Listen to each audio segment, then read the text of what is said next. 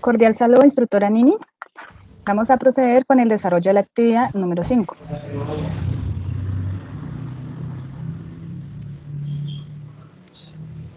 Vamos a realizar la presentación de la actividad número 5, referente al tema de la consolidación de la partida doble y la ecuación patrimonial. Esta actividad la desarrollamos la compañera Kimberly Alaba González y mi persona, Stephanie Juliet Enríquez Díaz. El índice del contenido, vamos a ver los siguientes temas. La partida doble, la ecuación patrimonial, los activos, pasivos y patrimonio, los ingresos, y vamos a terminar con unas conclusiones generales. A continuación va a continuar mi compañera Kimberly. Un cordial saludo. Bueno, voy a leer la partida doble. Nace de un hecho económico entre dos partes y se basa en teoría de no hay deudor sin acreedor. Es decir, que si compro un producto, yo soy el deudor y mi proveedor será el acreedor. Las cuentas deben aumentar o disminuir siempre que exista un equilibrio financiero. Cuando aumenta el activo, disminuye el pasivo y disminuye el capital. Cuando se abona a una cuenta, debemos disminuir el activo y aumenta el pasivo y el capital. Ecuación patrimonial. Es la comparación que se hace entre lo que la empresa tiene y lo que debe.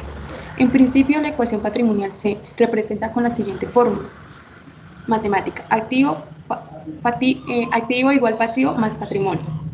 Despeja la ecuación patrimonial: pasivo igual activo menos patrimonio, patrimonio activo menos pasivo. A continuación veremos un ejemplo de lo que es la partida doble. Entonces tenemos un enunciado.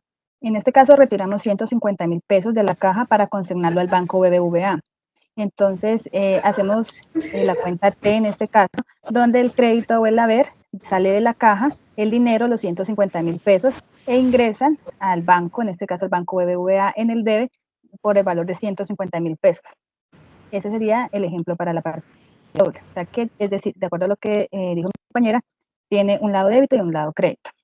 La ecuación patrimonial. La ecuación patrimonial es activo es igual a pasivo más patrimonio.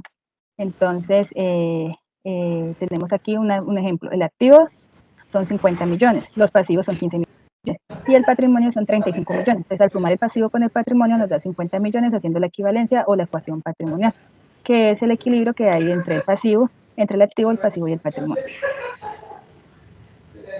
El siguiente tema ya son los activos. En este caso vamos a dar una definición de lo que son los activos, los tipos y la clasificación de lo que es activo corriente y no corriente.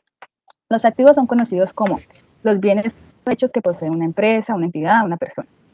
La definición de las NIF es un recurso controlado por las empresas o entidades como resultado de sucesos pasados, de cual se espera obtener un beneficio económico futuro.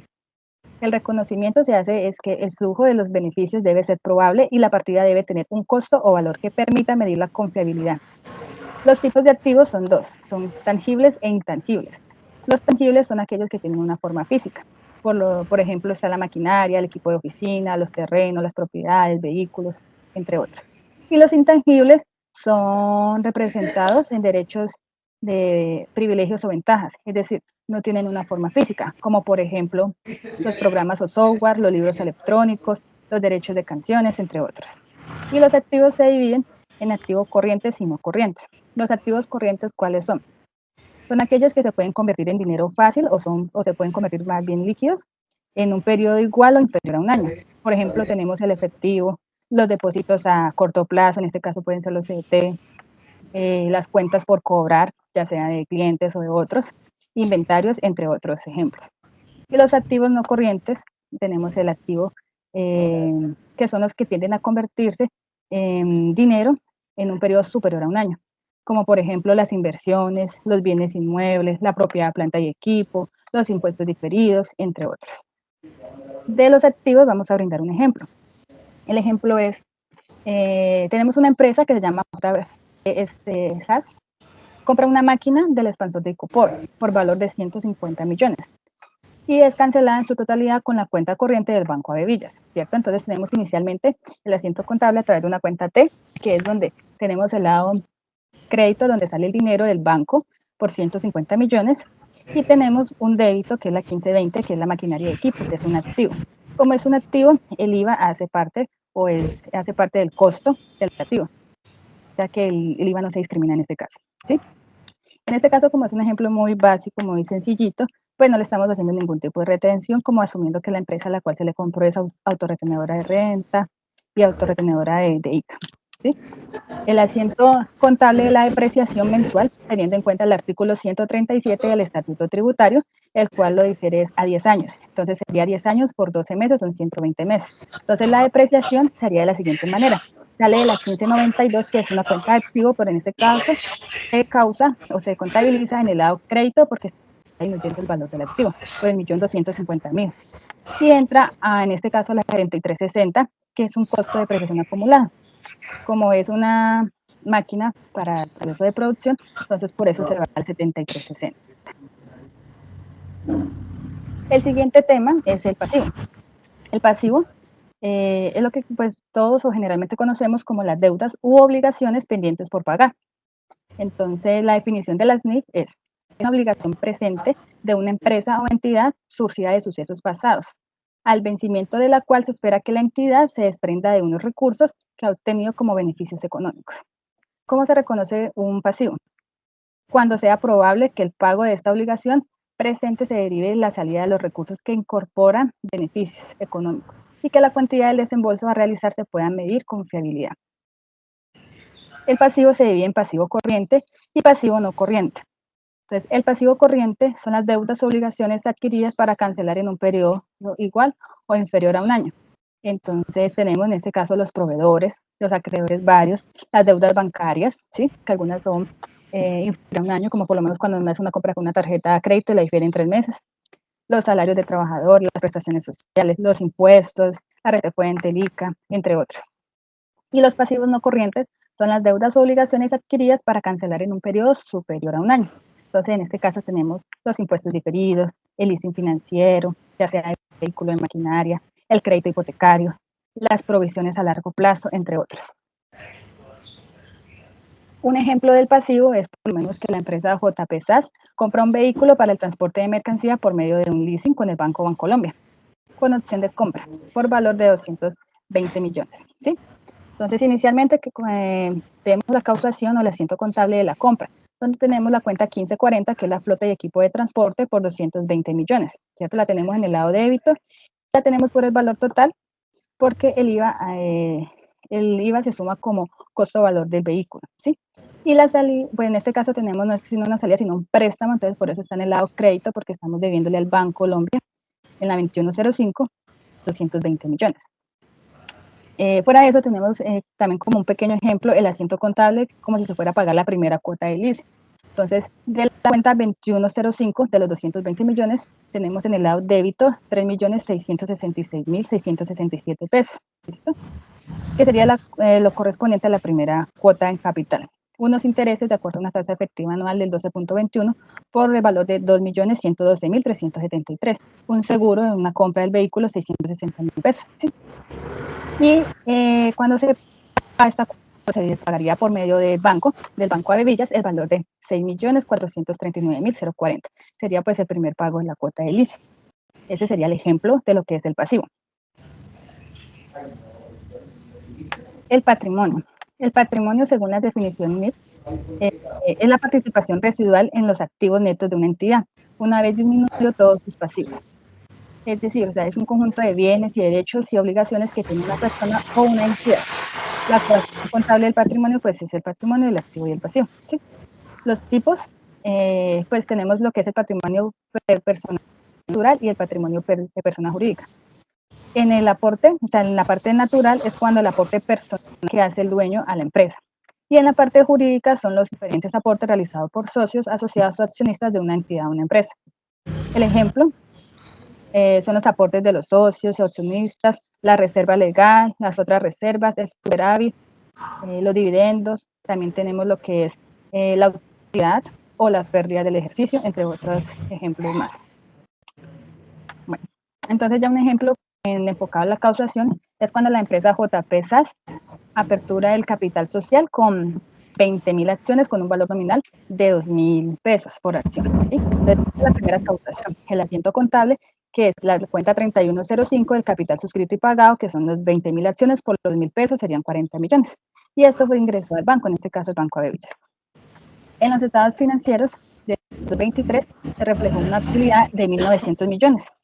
En la Asamblea Accionista del mes de marzo de este año, de 2024, se aprobaron y se decretaron el reparto de los dividendos del 80% de la utilidad obtenida, ¿sí? Entonces, el 80% de los 1.900 millones fueron 1.520, ¿sí? 1.520 millones, perdón. Entonces, ¿cómo se causa? Como eso fue la utilidad del año pasado, entonces hacemos un débito, la cuenta del patrimonio, que en este caso la estaríamos yendo, sería el 3605 de la utilidad del ejercicio anterior, y pasaría una cuenta por pagar, que es la 2360, los dividendos por pagar, en este caso sería de las utilidades del año 2024, los 1.520 millones. Tanto el asiento contable del capital como de los dividendos se debe hacer por la cantidad, por las accionistas que tenga la empresa. Si la accionista tiene, si son 3 accionistas, pues debe hacer el registro por cada accionista. Si son 500 accionistas, entonces el registro se hace por los 500 accionistas, ¿sí? Aquí lo vemos de una manera pues muy general, muy sencilla. Y a continuación continúa mi compañera Kimberly con la presentación de los ingresos. Bueno, ¿qué son los ingresos? Los ingresos se definen como el total de dinero o el valor monetario que una entidad o persona o empresa o gobierno, entre otros, recibe o gana en un periodo de tiempo específico. Los ingresos pueden provenir de diferentes fuentes y se pueden clasificar en diferentes categorías según su origen. Bueno, tenemos aquí los ingresos según las NIF. Los ingresos son los incrementos en los beneficios económicos producidos a lo largo del periodo contable en forma de entrada o crecimientos de valor de los activos, o bien como decremento de los pasivos que dan como resultado aumentos del patrimonio. Bueno, aquí tenemos la clasificación de los ingresos. Tenemos operacional y no operacional. Los operacionales son aquellas ventas a contado o crédito que la empresa efectúa en un periodo determinado por generar un ciclo anual. No operacional son aquellos ingresos diferidos a los obtenidos por el desarrollo de la actividad principal de la empresa. Bueno, voy a dar un breve ejemplo de los ingresos operacionales. Es cuando una empresa pues se dedica realmente a una fábrica, ¿sí? Entonces, ese ingreso sería, entraría directamente a los activos. Y los ingresos no operacionales son unos ingresos que entran por aparte, que no tienen nada que ver con la empresa. En este caso, como para complementarle a mi compañerita, los operacionales son relacionados, como dice, con la actividad económica de la empresa, ¿sí? En este caso, que ya mencioné algo como producción, serían ellos. Y los no operacionales son, por ejemplo, los rendimientos financieros, los aprovechamientos u otros ingresos que se reciban, diferentes a la actividad principal de la empresa.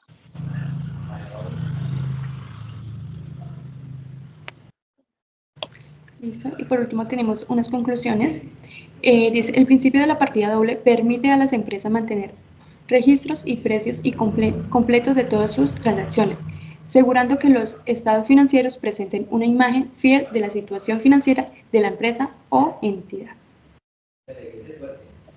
La otra conclusión es enfocada en la ecuación patrimonial, es la que representa un equilibrio entre lo que se tiene como pasivo y lo que se debe como, perdón, de lo que se tiene como activo y lo que se debe como pasivo y patrimonio, ¿cierto? Es para garantizar la integridad de los registros contables. Y esta ecuación patrimonial pues también permite comprobar que en este caso el balance del estado de la situación financiera pues nos quede cuadrado.